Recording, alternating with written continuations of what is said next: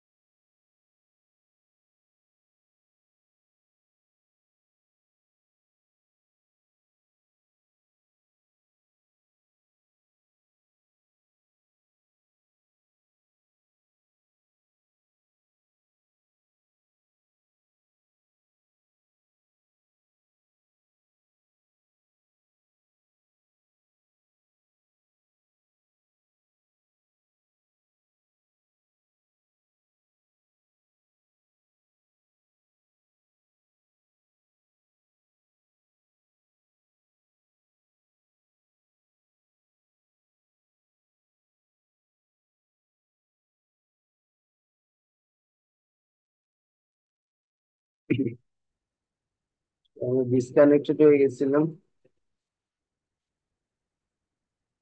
আচ্ছা, এখানে যেটা বলে রাখি, পয়েন্ট দুইটা কি। এক নম্বর হচ্ছে যে তোমার,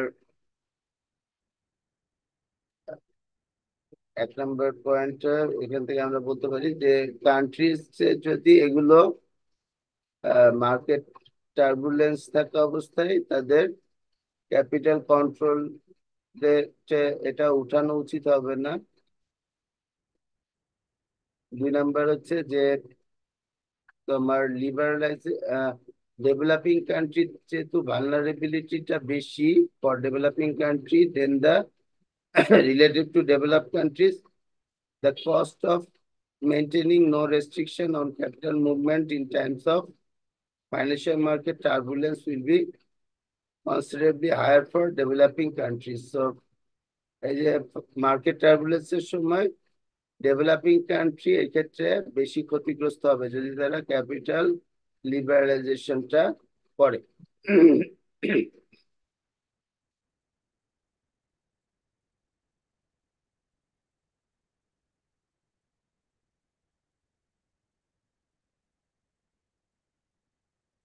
আরেকটা এখানে আমরা ফাইন্ডিংস পাই যে আমরা দেখি যে ওয়ান রিজন তোমার তোমার যে এই যে এইটার ক্ষেত্রে যে রেজাল্টটা সেটা কন্ট্রাডিক্টরি এবং কনফিউজিং এবং কান্ট্রি টু কান্ট্রি ভ্যারি করে। সেজন্য এখানে হচ্ছে এটা আসলে এটা আসলে কান্ট্রি স্পেসিফিক ভেরিয়েবল দ্বারা এফেক্টেড হয়। তো যেই পলিসিটা তোমার কান্ট্রি এর ক্ষেত্রে কান্ট্রি এর ক্ষেত্রে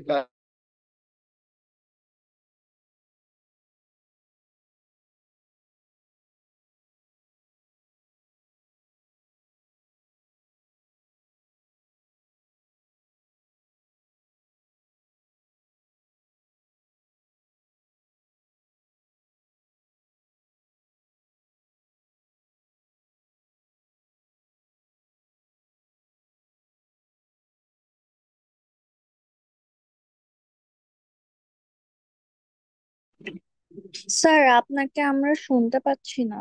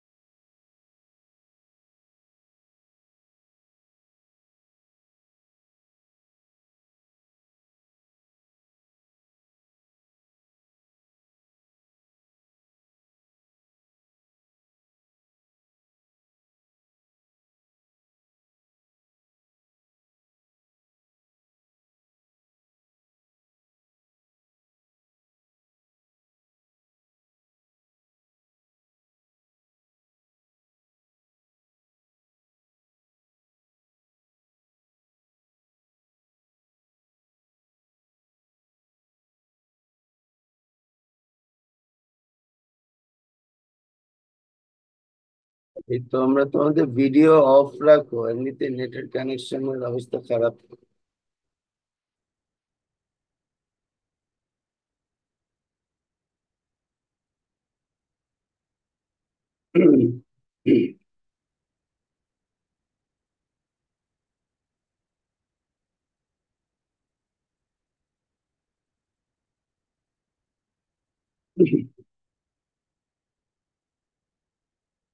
তো এরপরে হচ্ছে কনক্লুশন, যে ফাইন্যান্সিয়াল লিবারালাইজেশন এবং গ্রোথের মধ্যে তাহলে what is the concluding remark এখানে হাইলাইট করা আছে। Financial liberalization was ultimately taken for a simple reason: to boost rates of economic growth and reduce poverty. But আমরা যে রিসার্চ গুলো দেখলাম সেখানে দেখি there is no evidence যে তোমার গ্রোথ এবং লিবারালাইজেশনের মধ্যে একটা রিলেশনশিপ, সেকুলার পজিটিভ রিলেশনশিপ আছে। But there is a evidence যে তোমার এক্সট্রিম ভোলাটিলিটি, এটার এভিডেন্স পাওয়া যায়। এবং এখানে আমরা দেখি কিছুটা পরিমাণে স্টেবল পিরিয়ড ছিল 1960 থেকে 1970 for high and middle income countries. এছাড়া দেখা যায় যে এই some individual countries have fared better with others being worse, and much of this can be explained by the individual condition in each country. কিছু country ভালো করেছে লিবারালাইজেশনের পরে, কিছু কান্ট্রি খারাপ করেছে, এবং যারা এই রেজাল্টের পিছনে কারণ হচ্ছে individual conditions in each country. So এখানে যেটা কোয়েশ্চেন চলে আসে যে ফাইন্যান্সিয়াল লিবারালাইজেশনের ক্ষেত্রে আমাদেরকে তাহলে একটা সিকোয়েন্সিং ফলো করতে হবে। সবাই যে শুধুমাত্র হুটহাট করে যদি আমরা ফাইন্যান্সিয়াল লিবারালাইজেশনটাকে যদি কোনো কান্ট্রি অ্যাডপ্ট করে, তাহলে সেটা তাদের ইকোনমিক গ্রোথের জন্য ভালো তো হবে না, বরং সেটা নেগেটিভ হতে পারে, এবং প্রপার্টি রিডাকশন তো হবে না, প্রপার্টির পরিমাণ বেড়ে যেতে পারে।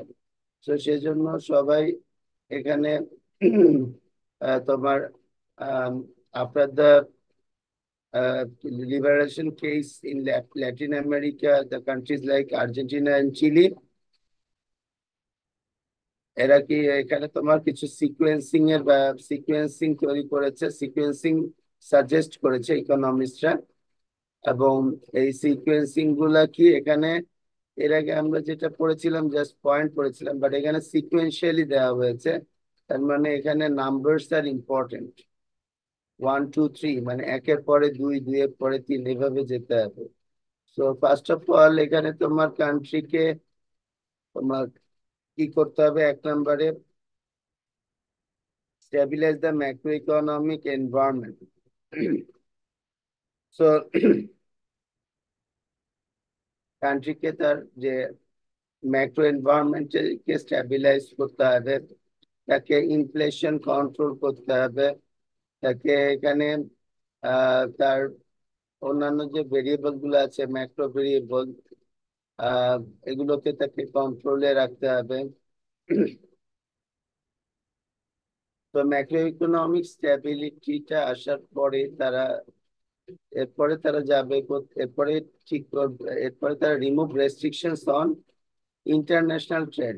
এখানে শুধুমাত্র ইন্টারন্যাশনাল ট্রেডের ক্ষেত্রে রেস্ট্রিকশন ওপেন করার কথা বলা হয়েছে, ক্যাপিটাল অ্যাকাউন্ট এখনো আসে নাই। তারপরে 3 নম্বরে করবে কি, যে develop robust and effective framework of financial regulation and prudential supervision. So এরপরে হচ্ছে তোমার ফাইন্যান্সিয়াল রেগুলেশন এবং সুপারভিশনটাকে আরো রোবাস্ট করবে এবং ইফেক্টিভ করবে। Remove controls over interest rates, এরপরে এসে তোমার হচ্ছে ইন্টারেস্ট রেটের উপরে কন্ট্রোলটাকে রিমুভ করবে। দেখো এই চারটা সিকোয়েন্সিং যদি দেখি, তাহলে বর্তমানে আমরা যেটা দেখি যে আইএমএফ যে বাংলাদেশ, আইএমএফ এর কাছ থেকে বাংলাদেশ যে লোনটা নিয়েছে 4 পয়েন্ট কত বিলিয়ন, সেটার এগেনস্টে আইএমএফ শর্ত দিয়েছে কি, যে ইন্টারেস্ট রেটের কন্ট্রোলটাকে তোমরা রিমুভ করো। কিন্তু আমাদের কি 1 2 3 এগুলা কি পুরোপুরি ভাবে কি কার্যকর আছে কিনা, আমাদের ম্যাক্রো ইকোনমিক স্ট্যাবিলিটি আছে কিনা, নাই। আমাদের ইন্টারন্যাশনাল ট্রেডের উপরে রেস্ট্রিকশন এটা আমাদের উঠানো আছে, বাট আমাদের ফাইন্যান্সিয়াল রেগুলেশন আছে ঠিকই, কিন্তু এটার পর্যাপ্ত পরিমাণে সুপারভিশন কিন্তু নাই। সো এই পরিস্থিতিতে আইএমএফ এর এই পলিসি ইমপ্লিমেন্ট করে আমাদের এটা আসলে ইকোনমিক গ্রোথের ক্ষেত্রে এটা পজিটিভ ভূমিকা রাখার সম্ভাবনা খুবই কম, যদি আমরা এই পলিসিটা বা এই সাজেশনটাকে ফলো করি। এরপরে আমরা যদি দেখি যে 5 নম্বরে এলিমিনেট দ্য ক্রেডিট কন্ট্রোল। তো ক্রেডিট কন্ট্রোল উঠায় দিতে হবে। তারপর রিমুভ ব্যারিয়ার্স টু কম্পিটিশন, যেটা তোমার হচ্ছে নানা কান্ট্রি করে থাকে।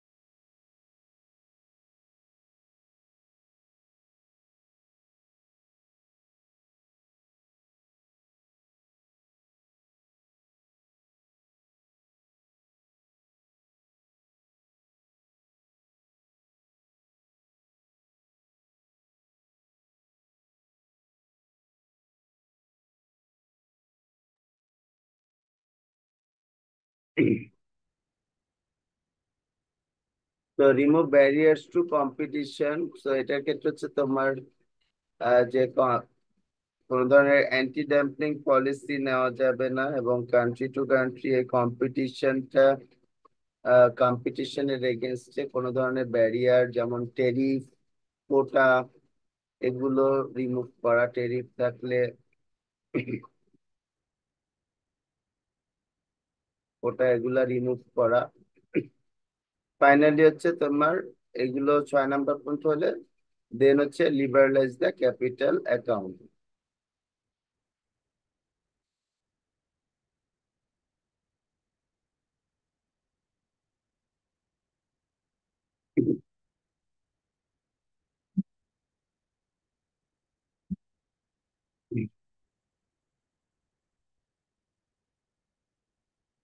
তো এখানে দেখা যাচ্ছে যে আমরা যখন এই আর্জেন্টিনা এবং চিলিতে যখন তোমার এই সিকোয়েন্সিংটা করা হয়, আম,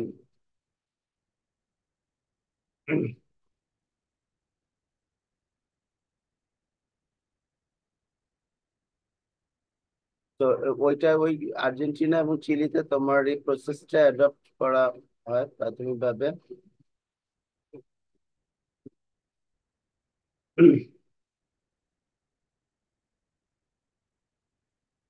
এবং আরেকটা জিনিস এখানে লক্ষ্য করা যায় যে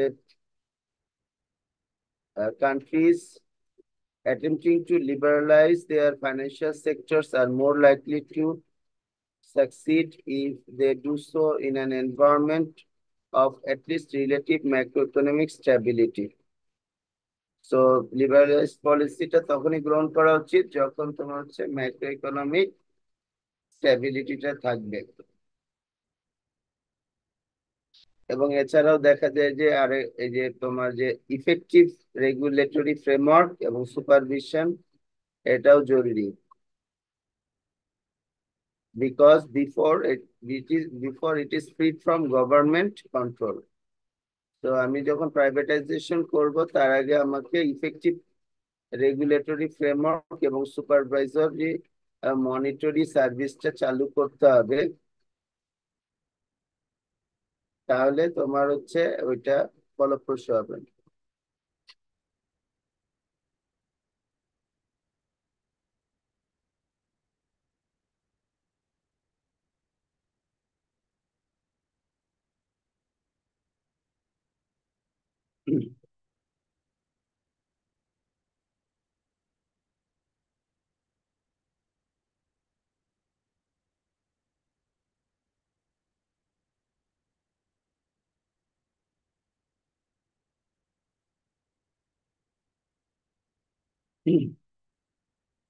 তো এখানে আমরা যেটা পাচ্ছি যে তোমার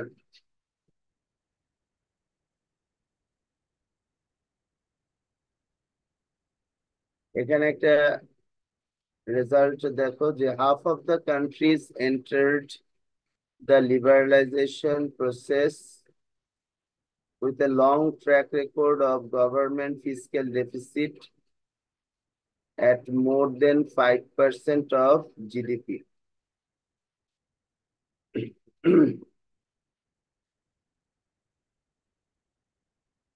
তো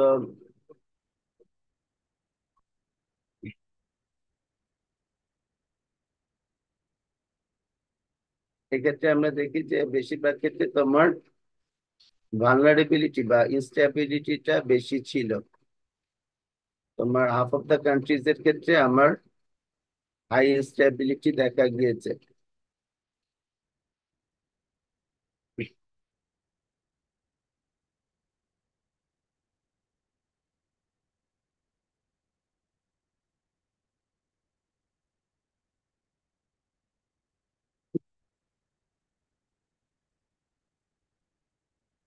তো এখানে যে literature the literature also suggests that the trade reform is an important precondition for financial liberalization. So এরপরে কি করবে, সে ট্রেড লিবারালাইজেশন করবে, এবং লিবারালাইজেশনের ক্ষেত্রে এটা একটা important precondition, as it enables capital to flow to genuinely efficient and productive firms, and not just to only profitable but inefficient firms sheltering behind trade barriers. So এখানে ট্রেডটা open করার ফলে যেটা হচ্ছে যে ডোমেস্টিক্যালি উইদিন দ্য কান্ট্রি তোমার হচ্ছে country গুলো কি থাকে, তোমার অনেক সময় শেল্টারিং এ থাকে, গভর্নমেন্ট সাবসিডি দিয়ে তাদেরকে রাখা হয়। লিবারালাইজ করার ফলে কি হচ্ছে, তোমার ডোমেস্টিক মার্কেটে ইনএফিশিয়েন্ট যে ফার্ম গুলো আছে সেগুলো তোমার আস্তে আস্তে ডিক্লাইন করে, আর এফিশিয়েন্ট ফার্ম যেগুলা সেগুলো হচ্ছে আস্তে আস্তে তোমার বৃদ্ধি পায়। তো ডোমেস্টিক্যালি তোমার এখানে প্রোডাক্টিভ এবং মোর এফিশিয়েন্ট ফার্ম গুলো এখানে গড়ে ওঠে।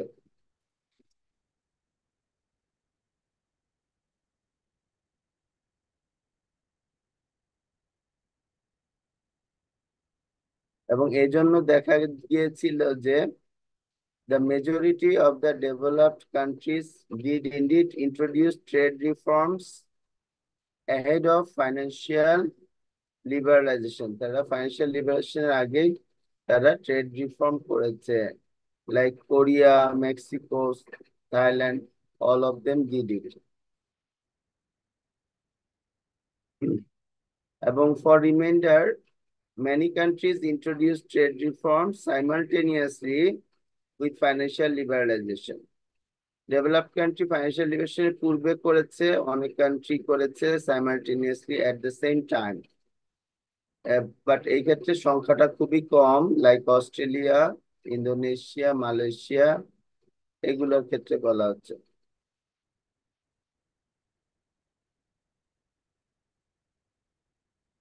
এবং তারা মূলত হচ্ছে ফাইন্যান্সিয়াল লিবারেশনটা করেছে before restriction on imports were lifted.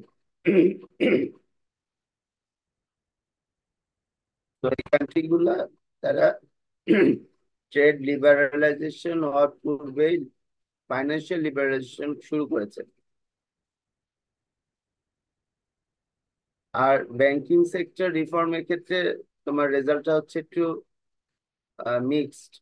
Privatization of the banking sector record is mixed. The few countries followed the literature embarked on the process before financial liberalization. Rather, the removal of the state from the banking sector generally occurred at or around the same time as financial liberalization.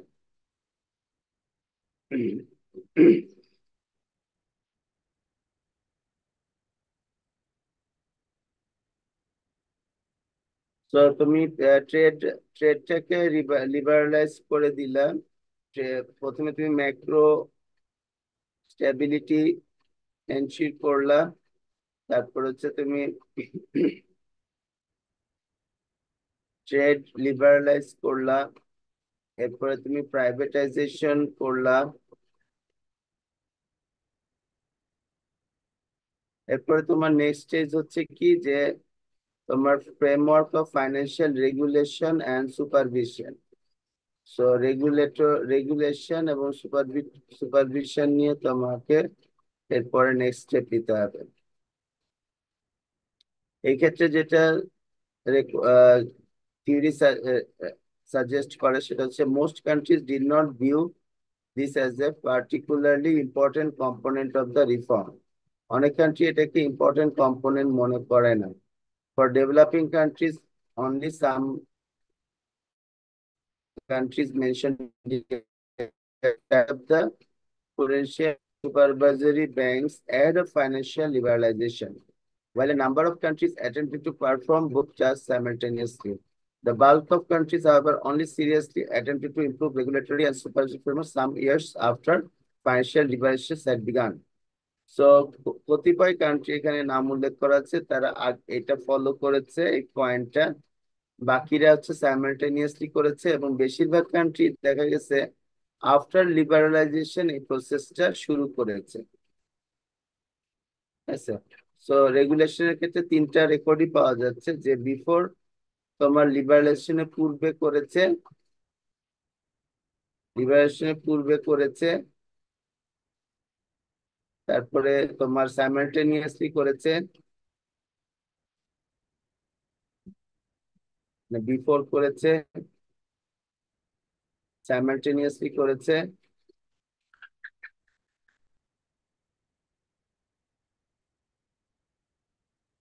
এবং after করেছে। তিনটা ভাগে ভাগ করলাম। তো before করেছে few countries, তারপরে এখানে এখানে বেশ কয়েকটা কান্ট্রি করেছে সাইমালটেনিয়াসলি, এখানে কিছু মডারেট কান্ট্রিজ করেছে, আর আফটার হচ্ছে মোস্ট অফ দ্য কান্ট্রিজ তারা পরে করেছে। তো রেগুলেশনের ক্ষেত্রে যেটা আমার এম্পিরিক্যাল রিসার্চ বলতেছে যে বিফোর লিবারালাইজেশন কতিপয় কান্ট্রি তোমার এইটা এইটা রেগুলেটরি ফ্রেমওয়ার্কটা ফলো করেছে।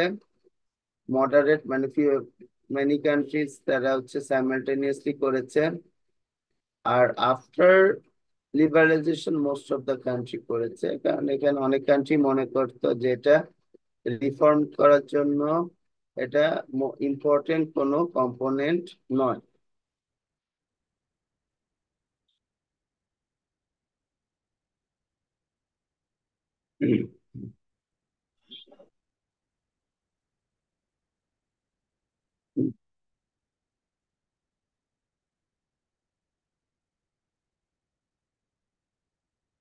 তো আমাদের সিকোয়েন্সিং এর ক্ষেত্রে বলা হচ্ছিল যে এই উপরের চারটা হওয়ার পরে আমরা কি করব, আমরা 5 নম্বরে যে ইন্টারেস্ট রেটের উপরে যে রেস্ট্রিকশন সেটাকে আমরা ফ্রি আপ করব। বাট আমরা দেখছি যে এটা অনেকেই ফলো করার নাই।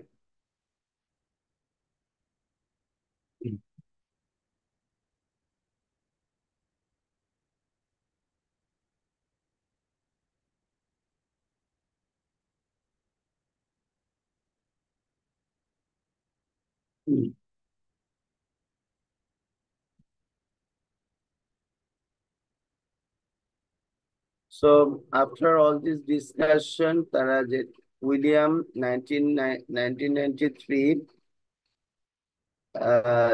সে এই লিবারালাইজেশন অফ ক্যাপিটাল ইনফ্লো, যে 7 নম্বর পয়েন্টটা, সেটা করার কিছু প্রি কন্ডিশন উনি ব্যাখ্যা করেছেন। তার মধ্যে 1 নম্বর হচ্ছে কি trade liberalisation at least 2 years previously doing this, ঠিক আছে, 2 বছর পূর্বে করতে হবে ট্রেড লিবারালাইজেশন। 2 নম্বর হচ্ছে fiscal deficit below 5% of GDP for 3 years previously. So দেখা গেছে যে 50% অফ দ্য কান্ট্রি যারা ট্রেড লিবারেশন করেছিল তখন তাদের যারা ট্রেড লিবারেশনে অংশগ্রহণ করে তাদের মধ্যে 50% কান্ট্রির ক্ষেত্রেই এই বাজেট ডেফিসিট ওয়াজ গ্রেটার দেন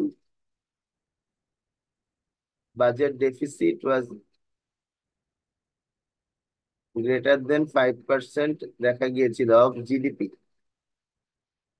সো কান্ট্রিজের ভালনারেবিলিটি বা স্টেবিলিটিটা বেশি দেখা যায়। সেজন্য এখানে সেকেন্ড পয়েন্ট হচ্ছে যে তোমার ফিসক্যাল ডেফিসিট বিলো 5% থাকতে হবে পরপর 3 বছর, পরপর 3 বছর থাকলে তারপরে এই ক্যাপিটাল লিবারেশনটা করতে পারবে। 3 নম্বর হচ্ছে domestic financial liberation 2 years previously, মানে প্রাইভেটাইজেশনটা করা, প্রাইভেটাইজ করা, এটা তোমার অ্যাটলিস্ট 2 ইয়ার্স আগে শুরু হতে হবে। Opening of banking sector to domestic and foreign competition 2 years previously. Banking সেক্টরটাকে তোমার প্রাইভেটাইজ করা এবং ইন্টারন্যাশনালি যদি ফরেন কম্পিটিশনের জন্য ওপেন আপ করা, সেটাও 2 বছর আগে থেকে হতে হবে। যেটা ওই যে তোমার ভুল করেছিল, আমরা কেসটা দেখি থাইল্যান্ডের ক্ষেত্রে, যে কেসটা আমরা লাস্ট ক্লাসে পড়লাম, যে তারা একই সময়ে তারা ওই যে 1993-তে তারা হচ্ছে ওই ইয়েটা করলো, ব্যাংকিং সেক্টরটাকে তারা ব্যাংকিং সেক্টরটাকে ওপেন করে দিল, ওপেন করে দিল, এবং পাশাপাশি তারা এট দ্য সেম টাইম তারা হচ্ছে ক্যাপিটাল ইনফ্লোটাকে ওপেন করে দিল। তো এটা করাটা ঠিক হয় না। তো এখানে বলা হচ্ছে যে অ্যাটলিস্ট 2 বছর আগে এটা করতে হবে। 5 নম্বর পয়েন্টে কি করতে বলছে, government ownership of banking sector reduce to at least 40% of the 2 years previously. So 40%-এর কমে নিয়ে আসতে হবে। আমাদের বর্তমানে ব্যাংক যে 61 ব্যাংক আছে, এর মধ্যে প্রাইভেটাইজ ব্যাংকের রেশিও যদি আমরা গভর্নমেন্ট ব্যাংকের রেশিও যদি ক্যালকুলেট করি, ইট ইজ লেস দেন 40% আছে। সো এই পয়েন্টে কোনো সমস্যা নাই। A robust system of prudential regulation and supervision in place. তো এই ক্ষেত্রে তোমার রেগুলেশনটা ঠিক করতে হবে, সুপারভিশনটা নিশ্চিত করতে হবে। তো আমাদের ক্ষেত্রে রেগুলেটরি প্রবলেমটা আছে, আহ, নাই তা বলা যাবে না, কারণ আমরা দেখেছি যে বিগত কয়েক বছরে বাংলাদেশ ব্যাংক তারা রেগুলেশন ব্যাংকিং সেক্টরে প্রচুর পরিমাণে চেঞ্জ করেছে, যেটা তোমার এই ম্যাক্রো ইকোনমিক স্ট্যাবিলিটিটাকে নষ্ট করেছে, অনেকগুলো ব্যাংকে প্রবলেমে ফেলিয়েছে। তো একটা স্টেবল একটা রেগুলেটরি ফ্রেমওয়ার্ক দরকার। আর সুপারভিশনের কথা যেটা বললাম, এটার ক্ষেত্রে বড় বড়ই আমাদের দেশের ক্ষেত্রে এটা উইক সুপারভিশন। তো রেগুলেটরি ফ্রেমওয়ার্ক মোটামুটি থাকলেও সেটাকে ফলো করা হচ্ছে না, পাশাপাশি রেগুলেশন গুলোকে ইচ্ছামতো চেঞ্জ করা হচ্ছিল, এবং পাশাপাশি এখানে তোমার সুপারভিশন যেটা সেটা ইটস উইক। সো আলটিমেটলি এই 6টা জিনিস তোমার এই টাইম ফ্রেম অনুসারে যদি তোমার সবকিছু ঠিকঠাক থাকে, এই প্রি কন্ডিশন গুলোকে যদি মিট আপ করা যায়, তাহলে সাজেশন দেওয়া হচ্ছে যে তুমি ক্যাপিটাল অ্যাকাউন্টটাকে লিবারালাইজ করতে পারবা।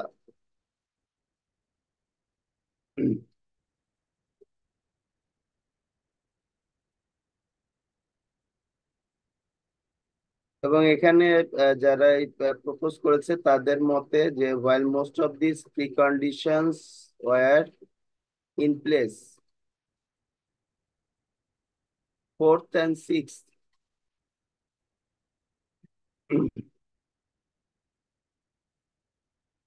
preconditions were less often met। তো তাদের অ্যানালাইসিসেও এটা কিন্তু ধরা পড়েছে, এই যে বাকি সবগুলো মোটামুটি ভাবে থাকলেও তোমার 4 নাম্বার আর 6 নাম্বারটা বেশিরভাগ ক্ষেত্রেই ফলো করা হয় না বিভিন্ন কান্ট্রিতে। That is, many countries opened their economies to unrestricted capital inflows, including short-term flows, before domestic banking system had been exposed to competitive forces and before a robust system of prudential regulation and supervision was in place. So এটা না করে 4 number আর 6 নাম্বারটা ঠিক না করেই অনেকে এটা করে ফেলে, যেটা কিনা ওই কান্ট্রির জন্য নেগেটিভ ফলাফল দেখা যায়।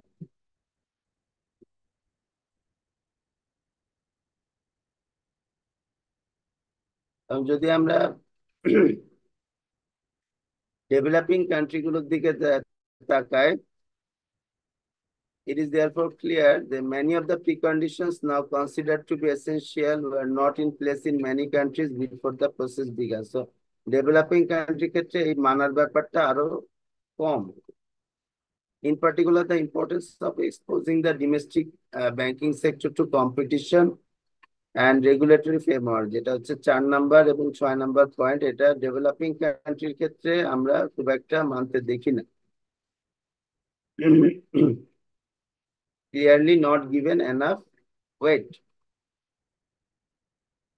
It is interesting to note, of course, that these two features of the banking system perform the same task in many ways, both discipline in the banking sector.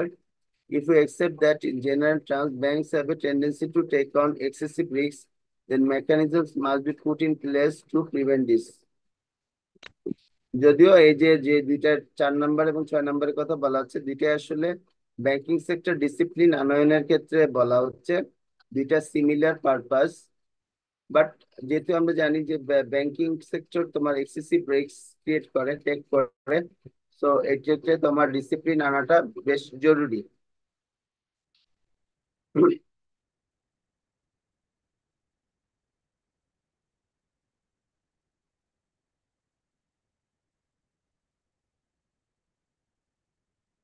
So এখানে অথররা সাজেস্ট করতেছে যে it is important to avoid danger of being wise after the event. So তোমার হচ্ছে আগে থেকে সতর্ক হওয়াটাই better. This sequencing issues May SIM rather obvious now after we have seen many financial crises in Asia. এটার পরে আমাদের কাছে এই সিকোয়েন্সিংটা অনেক বেশি পরিমাণে প্রতীয়মান হয়েছে, তো অনেক কান্ট্রি এটার উপরে গুরুত্ব দিচ্ছে।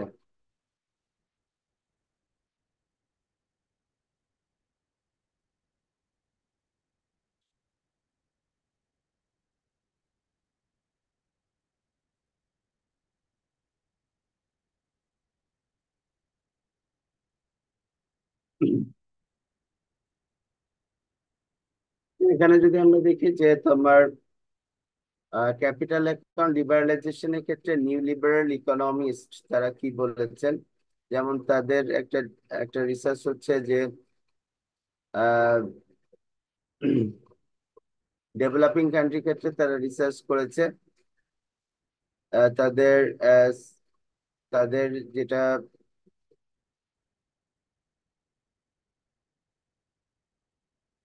তাদের যে রিসার্চটা করেছে,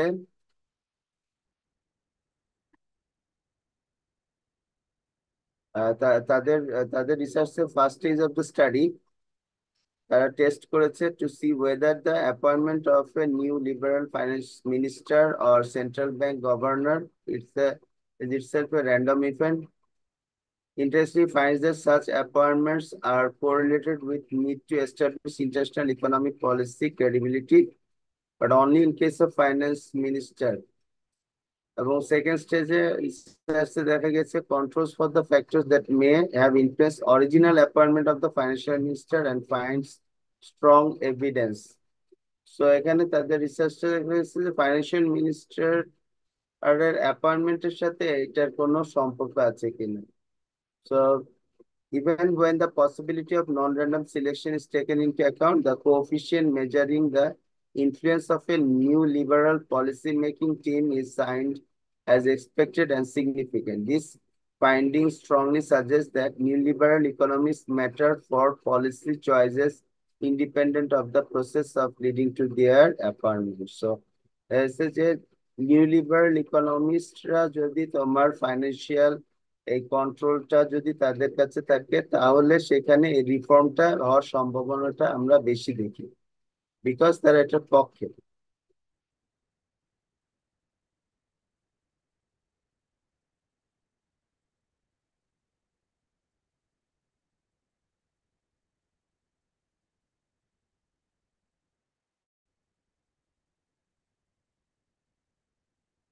Many mistakes were thus made in the process of liberalization. However, as stressed above, this is unsurprising in many ways, as liberalization itself may have been seen as something as a ills and perhaps promoted as such by those with ear of developing countries policymakers, who in turn may have been sympathetic to such views given their own academic backgrounds. So before bringing this chapter to a close by considering what lessons should be imparted to countries being urged to liberalize today, the next section considers one final question. Even if all the mistakes described above could be avoided, as is full-scale financial liberation, the best course is take for all countries and in all circumstances. So এটা পরবর্তীতে আমরা next ক্লাসে conclude করব, but এখানে যেটা হচ্ছে যে কি কি মিস্টেক করেছে আমরা আজকে যে পোর্শনটা পড়লাম, এখানকার সবচেয়ে ফর্মিডেবল কোয়েশ্চেনটা হচ্ছে যে তোমার আহ যে মিস্টেক্স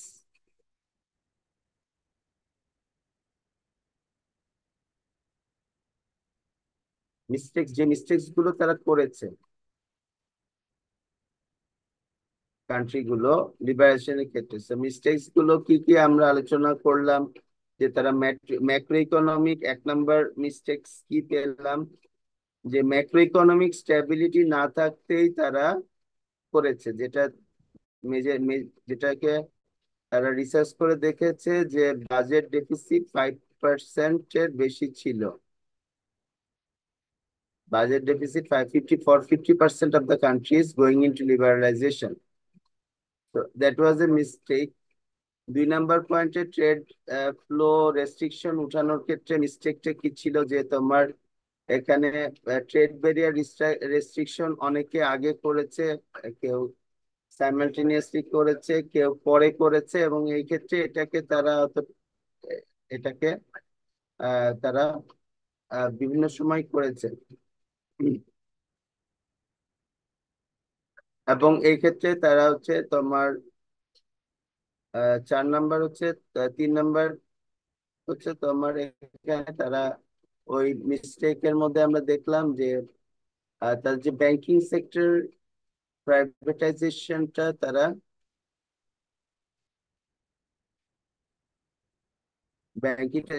প্রাইভেটাইজেশনটা আগে করা দরকার। 40% গভর্নমেন্ট ওনারশিপটা 40%-এর নিচে থাকবে। এবং আরেকটা হচ্ছে যে তোমার থাইল্যান্ডের ক্ষেত্রে আমাদের যে মিস্টেকটা আমরা দেখেছিলাম, সেটা হচ্ছে যে তারা সাইমালটেনিয়াসলি ব্যাংকিং সেক্টর আর এই যে ক্যাপিটাল লিবারালাইজেশন এবং ব্যাংকিং সেক্টর ওপেন আপ করেছিল একসাথে, ফরেন লোন নিতে পারবে, ইনভেস্টমেন্ট করতে পারবে। তো সেটার ক্ষেত্রে একটা গ্যাপ দেওয়া দরকার, আগে তাকে প্রিপেয়ার্ড হতে হবে, রেগুলেশনটাকে রেগুলেশনটাকে নিশ্চিত করতে হবে, সুপারভিশন নিশ্চিত করতে হবে, তারপরে করতে হবে। এবং এগুলো না করে আমরা দেখছি যে অনেকে আবার কি করতেছে, ইন্টারেস্ট রেটটাকে ওপেন আপ করে দিচ্ছে। যেমন আমাদের দেশে এগুলো না থাকা সত্ত্বেও আমরা ইন্টারেস্ট রেটটাকে ফ্রিলি মানে মার্কেট রেটে নেওয়ার জন্য ওপেন আপ করতেছি। তো এটাও একটা নেগেটিভ মিস্টেকস। তো এরকম যে মিস্টেকস গুলো আছে বিভিন্ন কান্ট্রি স্পেসিফিক, সেগুলো এখানে তুলে ধরা হয়েছে এবং তার ভিত্তিতে ওই যে সিকোয়েন্সিংটা করা হয়েছে। তো তোমাদেরকে যদি প্রশ্নে সে মিস্টেকস এর কথা বলা, মিস্টেকস নিয়ে আলোচনা করবা। আর যদি সিকোয়েন্সিং এর কথা বলা হয় এবং কেন এই সিকোয়েন্সিংটা ফলো করতে হবে রেশনাল, সেক্ষেত্রে তোমাকে ওই সিকোয়েন্সিং 1 2 করে বলতে হবে এবং পাশাপাশি ওই প্রত্যেকটার কি মিস্টেক সেটা উল্লেখ করতে হবে, কারণ ওই মিস্টেকসটা হচ্ছে কারণ যে এটা কেন করতে হবে।